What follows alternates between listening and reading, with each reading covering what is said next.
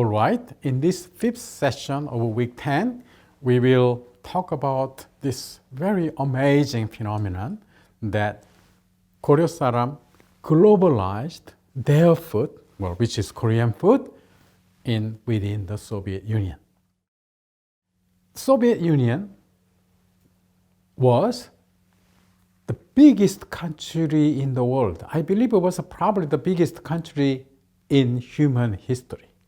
Because, as you see in the map, it starts from all the way to the west, and it spans all the way to the eastern end of Siberia, and Soviet Union has 11 time zones. No country has 11 time zones. I believe America has 5 or 6 time zones only, but USSR had 11 time zones. It's amazingly big country, and Goryeo saram spread out their food virtually throughout the entire Soviet Union. Now, why was it possible? Because of first of all, their mobility.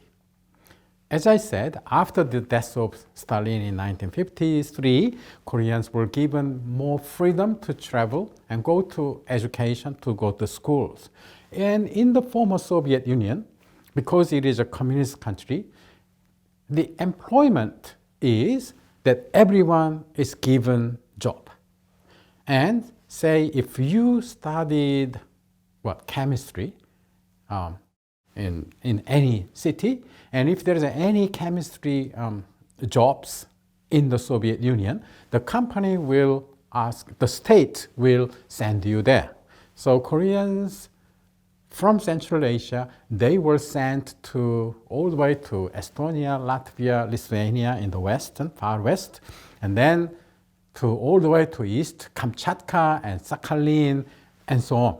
So naturally, as time passes by, Koreans, because they were very highly educated, a lot of them finished the tertiary education, so they would be sent out, spread out, or wherever. And then that's one way how they spread out their food.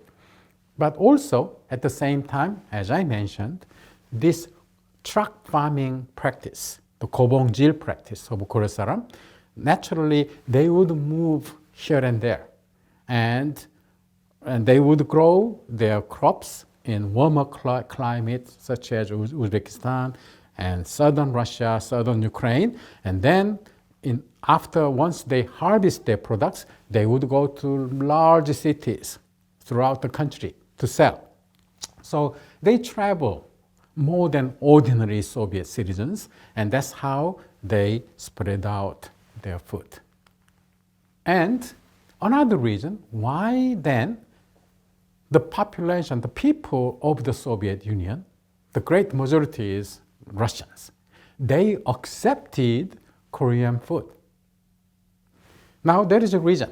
The one reason definitely is the dullness of Soviet cuisine. Soviet Union's former culture was rather dull. It was not very exciting because it is a communist country. Everything was controlled by the state, and many basic human needs were oppressed, including sex was repressed, and enjoying luxurious gourmet food was oppressed, and so on and so on. So Soviet Union had its own culinary culture and practice. And Russians call it stalovaya, which means canteen. So collectively, people would eat together. And of course, the service is horrible because people don't have much motivation to serve. So as a matter of fact, in this poster, at the top, you see at a nice restaurant, people are enjoying their food, and this nice looking, all smiling waitress is bringing food together with the tea and some bread and vodka and so on and so on. And what it says in Russian is, let's serve our customer well. Okay? In any capitalist country, the waitresses don't need that kind of posters, but in the Soviet Union, they needed that kind of, because waiters and waitresses don't really have incentives. They are not given tips.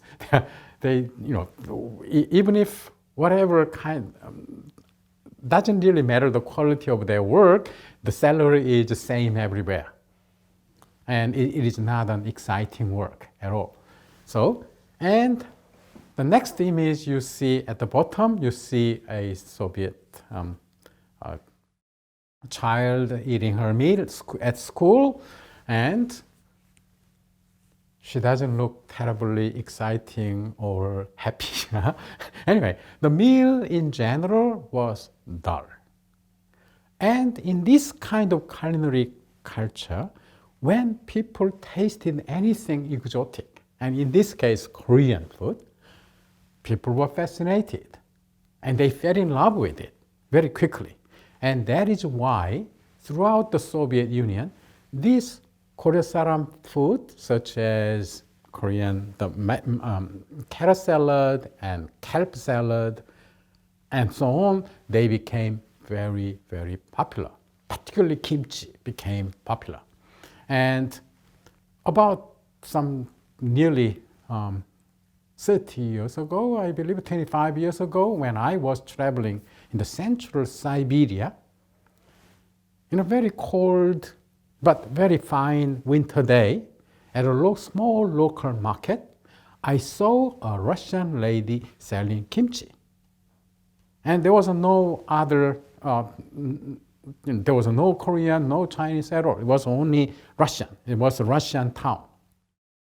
And so I observed that her shop, the people who buy kimchi, and one old senior citizen, Russian, came and he bought kimchi. And to my surprise, he would eat kimchi like this, whole kimchi, without rice or anything. Of course, he ate some bread in the end, but anyway, so it was a snack food, even in that tiny little Siberian town. And anyway, that tells how popular Korean food was now, even nearly 30 years ago when I was a student. And today, of course, wherever you go in Russia and even Ukraine, Belarus, you see at supermarket kimchi. Now at the top left, it says Russian, it says kapusta, which means cabbage. It's a cabbage kimchi, Korean kimchi. And on your right, at the top, that is what? Morskaya kapusta, the marine cabbage, which is miok salad, the kelp salad. They are supermarket food today. And at the bottom, far left, you see the Korea house, but in Russian it says restaurant barbecue. Okay, so that's Korean restaurant. Now that restaurant is in Kamchatka, and they sell Korean barbecue. And these other images I showed you, so this kind of food, the carrots and kelp salad, they are available throughout the former Soviet Union, and they are still selling well in any supermarkets in the former Soviet Union. And also, if you go big marketplace in Almaty or Tashkent or Bukhara or Samarkand, any Central Asian city, including Bishkek in Kyrgyzstan, you see all kinds of food is sold there, and you always find some Korean ladies selling carrots and kelp and so on, and kimchi and their own banchan, because it is well accepted throughout the former Soviet Union.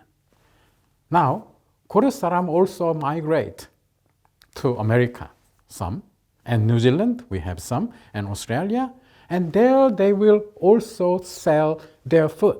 So in this case, this restaurant, Ujoshi, which means the house of my aunt. Okay, so virtually that Russian means my aunt's place.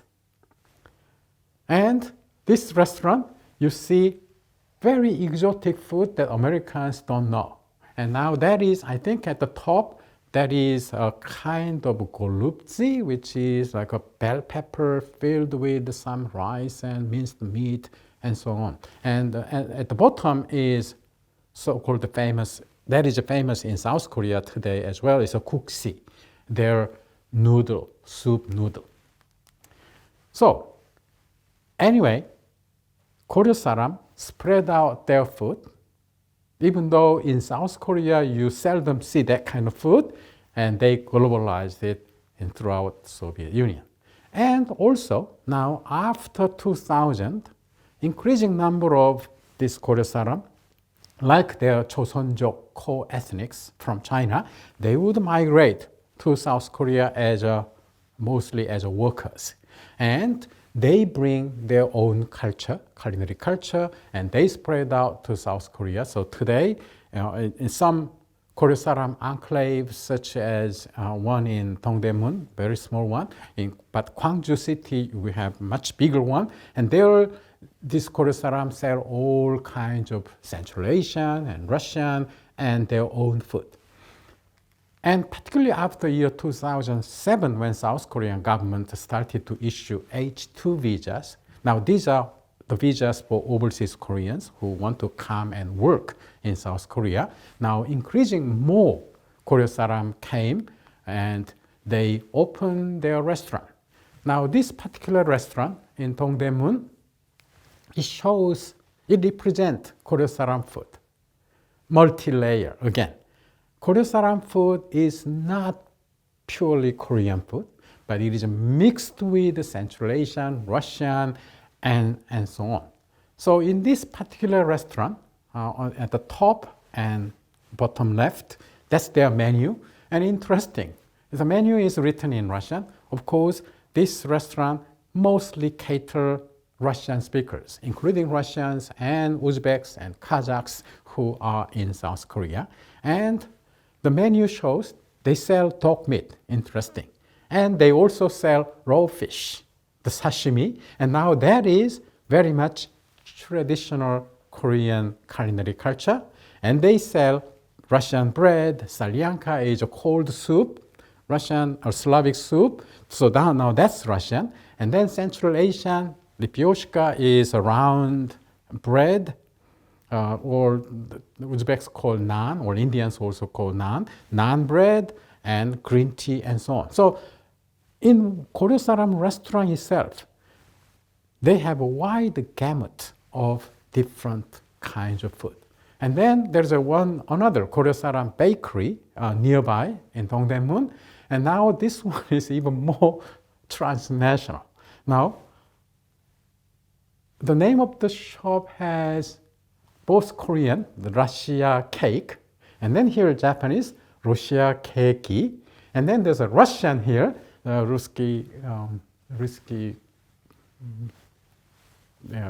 Bulochinaya or whatever, that Russian bakery. Okay, so Goryeo saram's culinary culture is very, very international, and also nearby you see the Goryeo saram, the bakeries, and the one on far left, it says what? Хлеба, булочная. Yes, bread. They are selling bread. And then when you go into their shop, they sell bread that Koreans are not familiar with because they are mostly Central Asian and Russian. Okay, in our next session, we will talk about Sakhalin Koreans' culinary culture.